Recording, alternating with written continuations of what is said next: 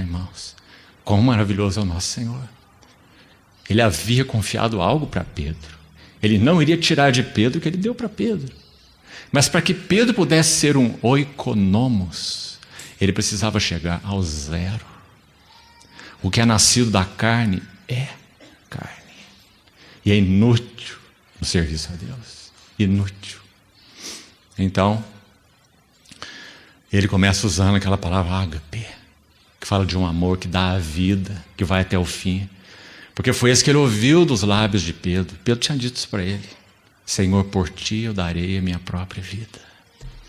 Então, ele só age com Pedro baseado no que Pedro falou. Assim o Senhor conosco.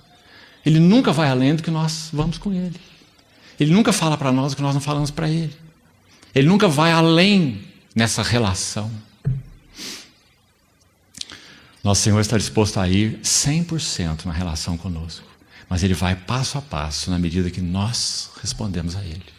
Então, Pedro, tu me amas, ágape, tu darás tua vida por mim. Pedro já não ousa mais usar essa palavra.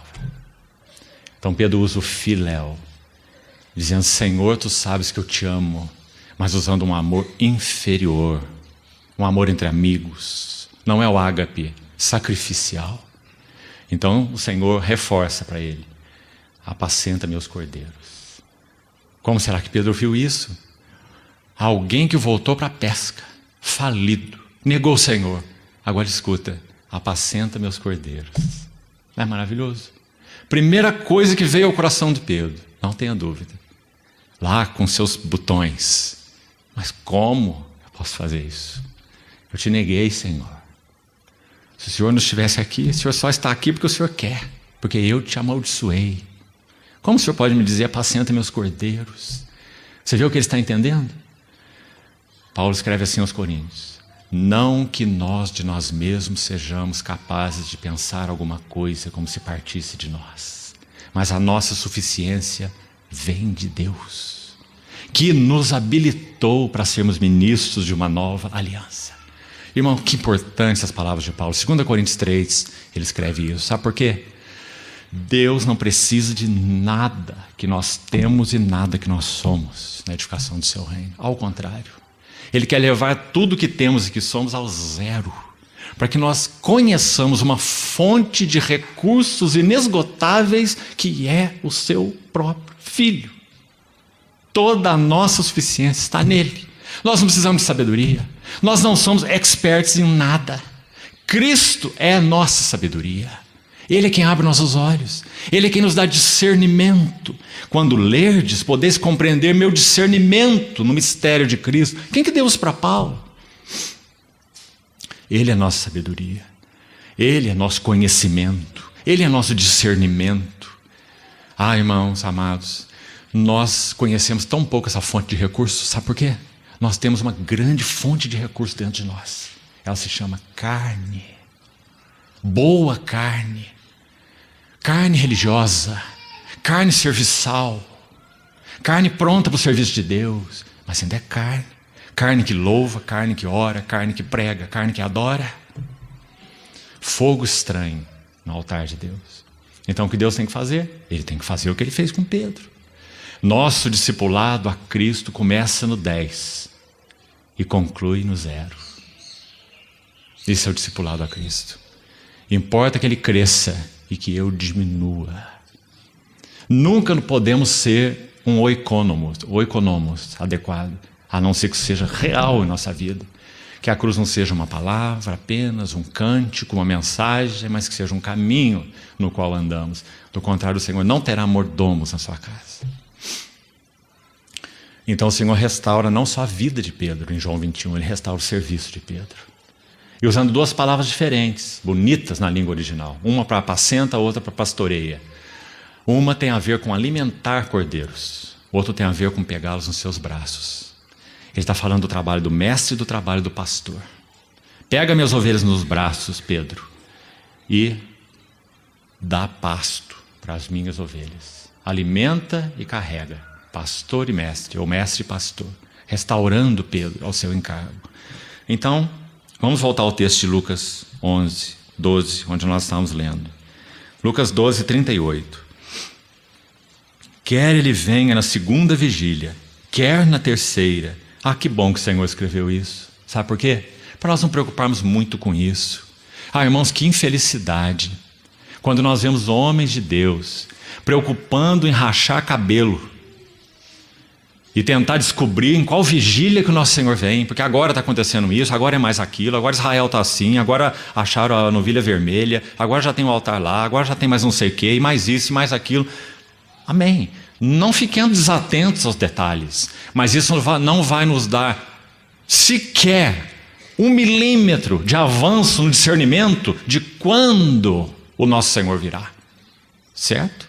Não nos dará, nunca nos dará. Porque o dia da sua vinda permanecerá. Até que ele venha, permanecerá um mistério para nós. E a nossa responsabilidade não é especular sobre a sua vinda na primeira, na segunda, na terceira vigília. A nossa responsabilidade é: cingidos estejam os vossos corpos e acesas as vossas candeias. E sede vós semelhantes a homens que esperam pelo seu Senhor. Porque quando ele voltar nós vamos ser surpreendidos. Nós vamos ver o rei à mesa, assumindo, mais uma vez, uma posição de servo e servindo os seus conservos. Como ele falou. Que maravilhoso, irmão. Você já pensou naquela frase que o Senhor usa mais de uma vez em suas parábolas? Dizendo assim: muito bem, servo bom e fiel. Você lembra dessas palavras? Eu não sei quanto a você, mas sabe como eu penso sobre isso? Que se porventura nós ouvirmos essa palavra dos lábios do nosso Senhor, naquele dia, quando estivermos diante dele: muito bom, servo bom e fiel. Você edificou com ouro, você edificou com prata, você edificou com pedras preciosas. Mesmo que a edificação de todos nós, por mais que possamos cooperar, ainda seja uma coisa pequena, na imensa obra de Deus que Ele tem feito nesses séculos. Mas nós poderemos ter essa parte se formos fiéis. E vamos então ouvir dele. Muito bem. Sabe o que eu imagino? Que quando nós estivermos face a face com ele, e ele disser: muito bem, servo bom e fiel, nós vamos olhar para trás assim e procurar com quem que ele está falando. Não é possível que seja conosco. Foste fiel no pouco, sobre o muito eu te colocarei. Entra no gozo do teu Senhor. Agora sim, repouso. Porque o nosso coração cooperou com Ele. Nós somos fiéis àquilo que Ele nos confiou, a medida de luz. Nós andamos de acordo com a luz que alcançamos. Nós fomos fiéis em tomar a cruz e negar a nós mesmos, em suportar aflições de Cristo por outros. Mesmo que a nossa esposa esteja muito feliz, nossos filhos estejam muito bem, andando com o Senhor, mas nosso coração está na família de Deus, na edificação da casa de Deus. Então nós suportamos aflições de Cristo, não aquelas aflições ligadas a nossos assuntos, a nossa casa, a nossos filhos, a nossos negócios e tudo que é nosso. Então, o texto ainda segue assim, verso 39. Sabei, porém, isso: se o pai de família soubesse a hora que havia de vir o ladrão, ele vigiaria e não deixaria arrombar sua casa. Ficai também vós apercebidos, porque a hora em que não cuidais, o Filho do Homem virá. Então Pedro perguntou: Senhor, proferes esta parábola para nós ou também para todos? Presta atenção. A pergunta de Pedro quer dizer o seguinte: Senhor, esse mandamento, corpos cingidos, preparados, uma vida adequada, que significa corpos cingidos, candeias acesas, que significa um testemunho de Cristo adequado em nossas vidas. Senhor, isso é para nós só, teus discípulos? E esse fato do Senhor dizer então que vai servir esses seus servos na tua vinda, se eles estiverem então apercebidos e sendo prudentes e sendo fiéis, proferes essa parábola para nós, isso é para nós teus 12 ou é para todos?